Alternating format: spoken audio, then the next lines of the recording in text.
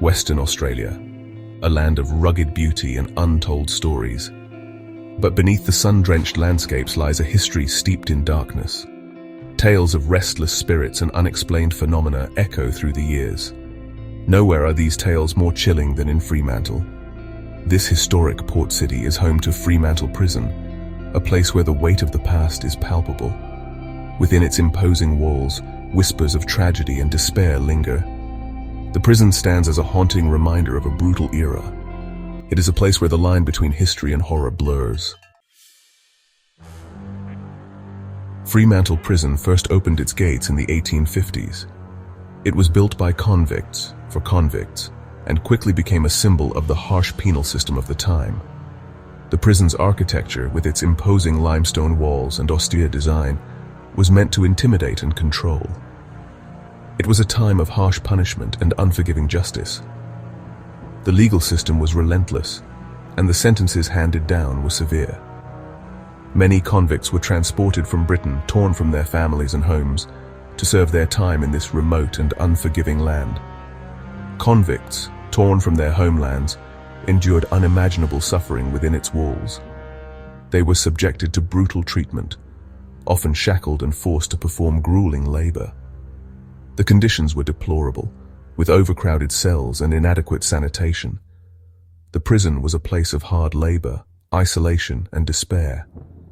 Convicts toiled under the scorching sun, breaking rocks and building infrastructure, all while under the watchful eyes of the guards.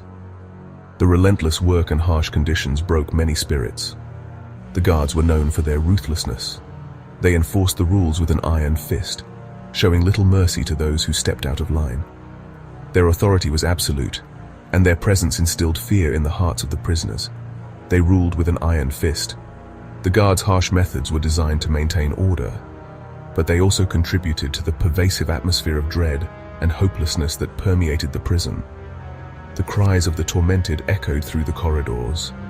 The long, narrow hallways amplified the sounds of suffering, creating an eerie and oppressive environment.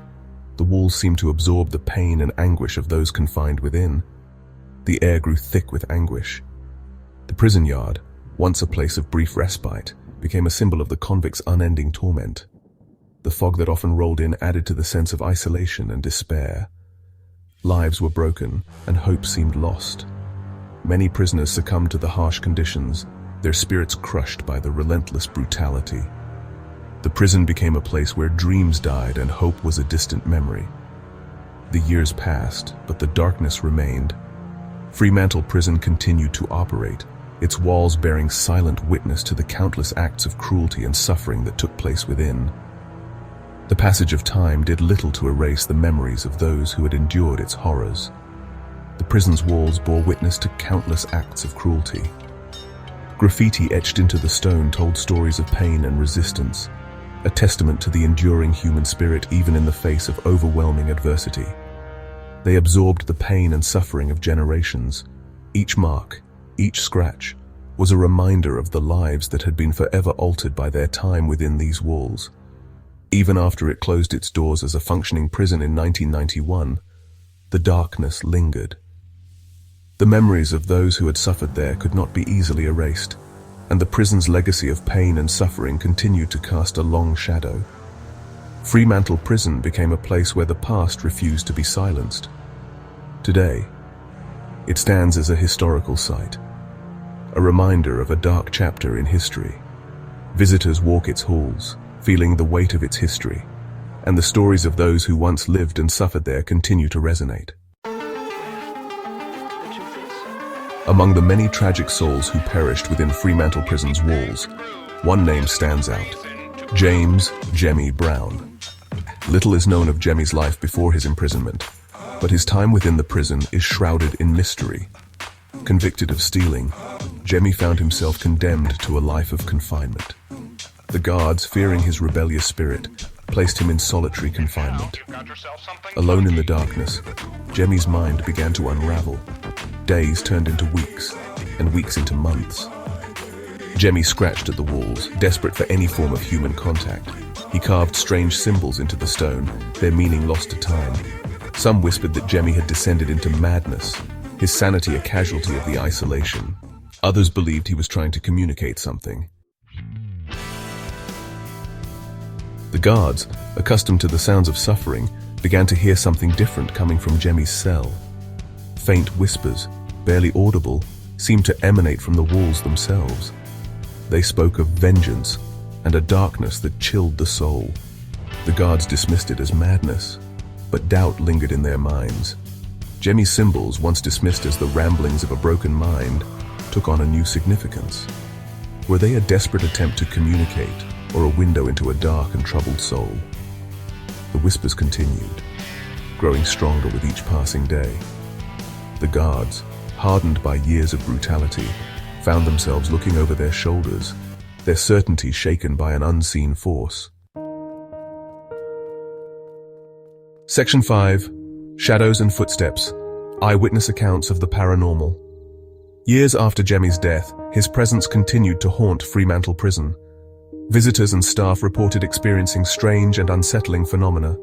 Footsteps echoed down empty corridors, their rhythm erratic and unsettling. Shadowy figures darted past doorways, vanishing before they could be identified. Cold gusts of air sent shivers down spines, even on the hottest days. The prison, once a place of tangible suffering, had become a breeding ground for something more insidious, something that defied explanation. Whispers of Jemmy's spirit spread, attracting those eager to experience the paranormal firsthand. Paranormal investigators descended upon the prison, their equipment buzzing with anticipation. They sought answers in the darkness, hoping to capture evidence of the restless spirits trapped within the prison's walls. Section 6. The Underground Cells, where fear takes hold. Deep beneath the main cell blocks of Fremantle Prison lay a network of underground cells. These cells were not just ordinary confinement spaces. They were designed to break the spirit of those who were held within. The walls seemed to close in, and the air was thick with a sense of foreboding. These dank and oppressive spaces were reserved for the most difficult prisoners. The conditions were harsh, with minimal light and ventilation, creating an environment that was almost uninhabitable. The prisoners who were sent here were often those who had defied authority or were deemed too dangerous to be kept in the main cells. They were places of utter darkness and despair. The silence was deafening, broken only by the occasional drip of water or the distant sound of a door slamming shut.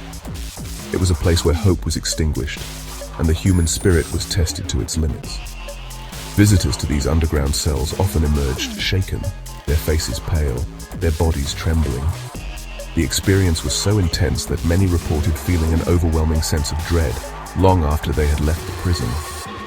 It was as if the very essence of fear had seeped into their bones.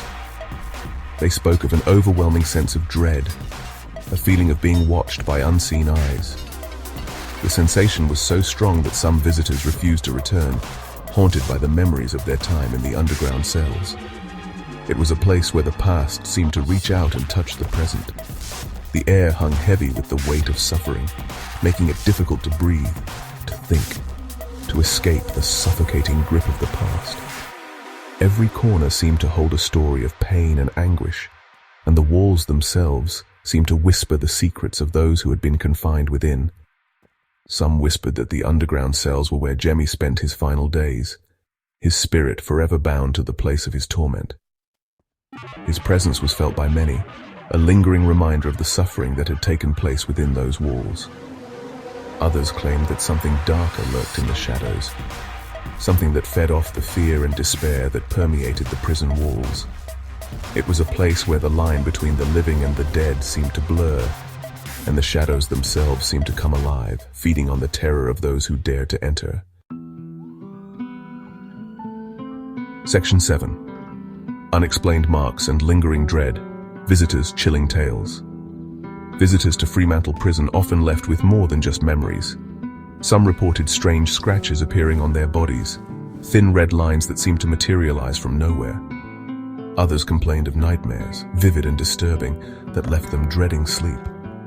The prison seemed to leave its mark on those who dared to enter its domain, a chilling reminder that some places are best left undisturbed. The stories spread, each more unsettling than the last. Fremantle Prison became synonymous with the paranormal, a place where the veil between the living and the dead seemed perilously thin. Section 8. Jemmy's Revenge, or something more sinister. Unraveling the mystery. Fremantle Prison, a place steeped in history and shrouded in mystery, has long been the subject of chilling tales and ghostly legends. Was Jemmy's spirit seeking retribution for the injustices he suffered in life?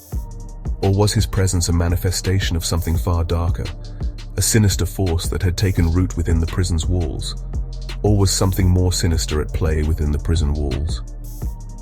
The very air seemed to thicken with an oppressive energy, as if the building itself was alive with malevolent intent. Some believed that Jemmy's spirit, driven mad by solitary confinement, haunted the prison, tormenting those who dared to enter his domain. His cries of anguish and rage echoed through the empty corridors, a chilling reminder of his suffering. Others speculated that the prison itself was a conduit for dark forces, a place where the very fabric of reality had been twisted by years of pain and despair, a place where negative energy had coalesced over decades of suffering, creating an environment ripe for paranormal activity, creating a vortex of paranormal activity. The swirling mists and dark shadows seemed to move with a life of their own, whispering secrets of the past to those brave enough to listen. Whatever the explanation, one thing remained certain. Fremantle Prison was a place of enduring mystery, a place where the line between the living and the dead was perilously thin, its secrets buried deep within its foundations. The walls, cracked and weathered, seemed to hold the weight of countless untold stories. The line between history and horror blurred, leaving visitors to question what was real and what was a figment of their imagination. Leaving visitors to grapple with the unsettling possibility that some wrongs can never be righted, and that the echoes of the past can still be heard in the present. And some spirits never find peace. The haunting legacy of Fremantle Prison continues to captivate and terrify, a testament to the enduring power of its dark history. Section 9. Conclusion. Fremantle Prison, a place forever shrouded in darkness.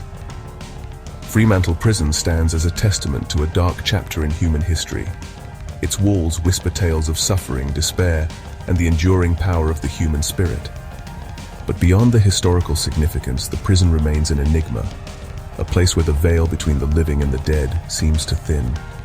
Whether haunted by the tormented soul of Jemmy Brown or something more sinister, Fremantle Prison continues to captivate and terrify, a chilling reminder that some places are forever